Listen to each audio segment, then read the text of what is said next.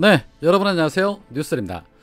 시민들로부터 축소서 개졌다는 평가를 받고 있는 공수처가 윤석열과 관련된 사건에 대해서는 전부 불기소 처분을 하는 등 지난 1년 6개월 동안 번듯한 성과 하나 내놓은 것이 없다는 평가가 지배적인 가운데 박지원 전 원장의 제보사주 의혹에 대해서도 무혐의 처분을 했습니다. 물론 당연한 결과입니다. 그런데 윤석열을 향해 윤우진 전 세무서장의 사건 자료를 갖고 있다는 발언을 한 부분을 두고는 공수처는 박지원 원장에게 허위사실 유포에 따른 공직선거법 위반 그리고 명예훼손 등의 혐의로 사건을 검찰에 이관했습니다. 박지원 원장은 지난해 9월 고발사주 의혹이 한창 시끄러울 때 윤석열이 윤우진 전 용산세무서장 사건에 영향력을 행사했고 그에 관한 자료를 가지고 있다라고 발언한 바 있는데 이 부분이 공직선거법 위반이자 윤석열의 명예를 훼손했고 허위 보도가 되도록 했다라는 것입니다. 허위 보도랍니다. 다만 국정원장의 지위나 공무원의 지위를 이용했다고 볼 수 없기에 공수처 수사 대상이 아니므로 사건을 검찰에 이첩한 것입니다. 현재 이 사건 중앙지검 공공수사 1부에 배당을 했다고 합니다. 그런데 과연 검찰이 이 사건으로 박지원 원장을 수사할까요? 안 할까요? 허위인지 아닌지 사실 여부를 파악하기 위해서라면 박지원 원장을 수사해야겠지만 검찰이 수사하지 않을 가능성이 더 높다고 판단이 됩니다. 박지원이 어떤 정보력을 가지고 있다는 것쯤은 웬만한 사람은 다 알고 있는 사실입니다. 박지원 원장이 근거도 없이 그런 발언을 또 할 사람도 아니죠. 고로 검찰이 이 사건으로 박지원 원장을 들쑤시게 되면 오히려 곤란해지는 것은 윤석열 측이 될 것이기 때문입니다. 자료를 갖고 있기 때문에 갖고 있다고 말한 것일 테고 박지원을 건드리면 박지원 역시도 사실 여부에 대해 언론을 통해 뿌릴 수 있기 때문에 윤석열 측 입장에서도 더 곤혹스러운 결과를 만들 수 있기 때문인 것이죠. 고로 공수처가 뭣도 모르고 사람 잘못 건드렸다라는 생각이 듭니다. 불기소할 거면 다 할 것이지 그 부분만 검찰에 이첩한 걸 보면 윤석열에게 우리도 열심히 충성하고 있습니다 라는 모습을 보여주려는 그런 의도가 아니었나 하는 의구심도 생깁니다. 국민들 입장에서는 허위인지 아닌지 자료가 있는지 없는지 검찰이 한번 적극적으로 박지원 원장을 건드려 봤으면 좋겠다는 생각이 들 겁니다.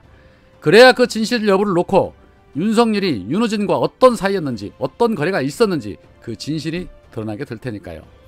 건드려서 안 될 사람 건드려 놓고 아마 지금쯤 계산기를 두드리고 있지 않을까 하는 생각도 듭니다. 한편 윤석열의 오만 하늘을 찌르고 있죠. 내각 인선에서 전부 본인과 이해관계에 있는 자들을 중용하더니 이제는 대놓고 국회를 무시하고 독재의 오만함을 보이고 있습니다. 그 이유는 바로 국세청장 후보자인 김창기 후보자를 국회 인사청문회도 거치지 않았는데 바로 임명을 해버린 것입니다. 이쯤 되면 막가자는 것이죠. 물론 지방선거가 끝난 이후에 여야가 각자 당내 내용 문제와 또 원내 구성을 놓고 대립구도를 펼치고 있어서 인사청문회 구성이 원활하지 않은 부분이 있기는 하지만 그렇다고 국회를 무시하고 본인 맘대로 임명을 강행한 것은 법치주의 근간을 흔든 독재자의 발상이다 라고 밖에 표현을 할 수가 없습니다. 윤석열은 김창기 후보자의 인사청문 보고서 송부를 재요청하면서 지난 10일까지 기한을 못 박았습니다. 청문회법상 국회는 인사청문 요청안 제출일로부터 20일 안에 청문을 마쳐야 하는데 현재 국회가 운영위 등을 놓고 대립구도에 있는 상황인지라 사실상 불가함을 뻔히 알면서도 이렇듯 국회를 무시하고 본인 마음대로 임명을 강행 처리한 것입니다. 이에 민주당의 박홍근 원내대표는 더 이상 민주당과 국민하고 정치를 안 하겠다는 선언이라고 볼 수밖에 없다라며 파국으로 가겠다는 것인가, 윤석열이 지금 하려고 하는 것은 소위 권력기관에 대해서 마치 시한을 정해놓고 그때까지 무조건 임명을 할 것이라고 밀어붙이는 모양새로 읽힌다.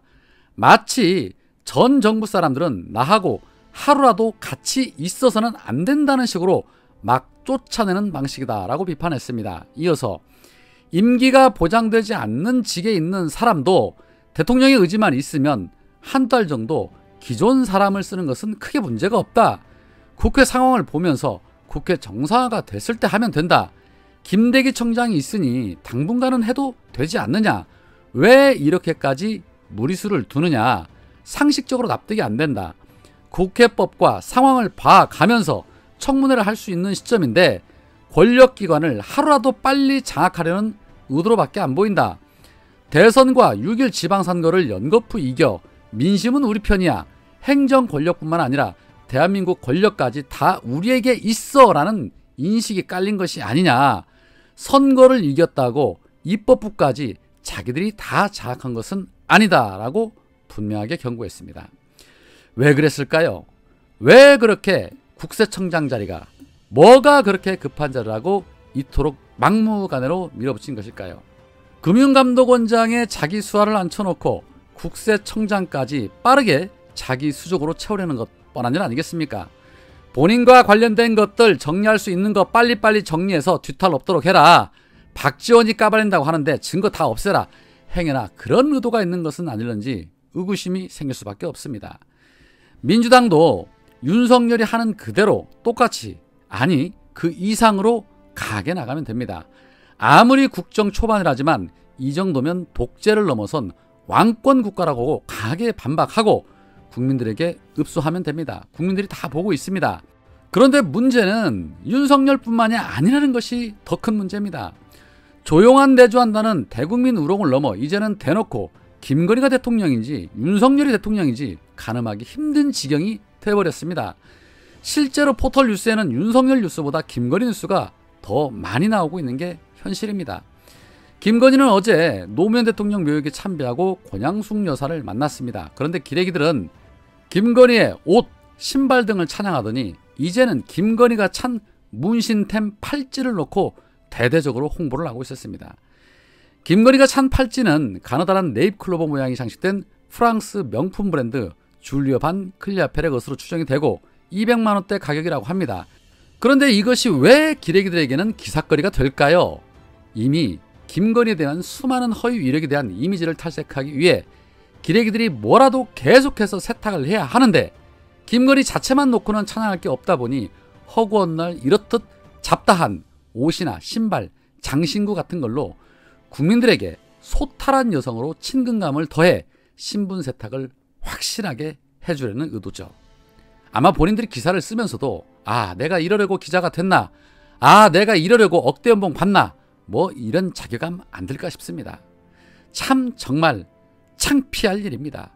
그런데 문제는 민주당에도 있습니다.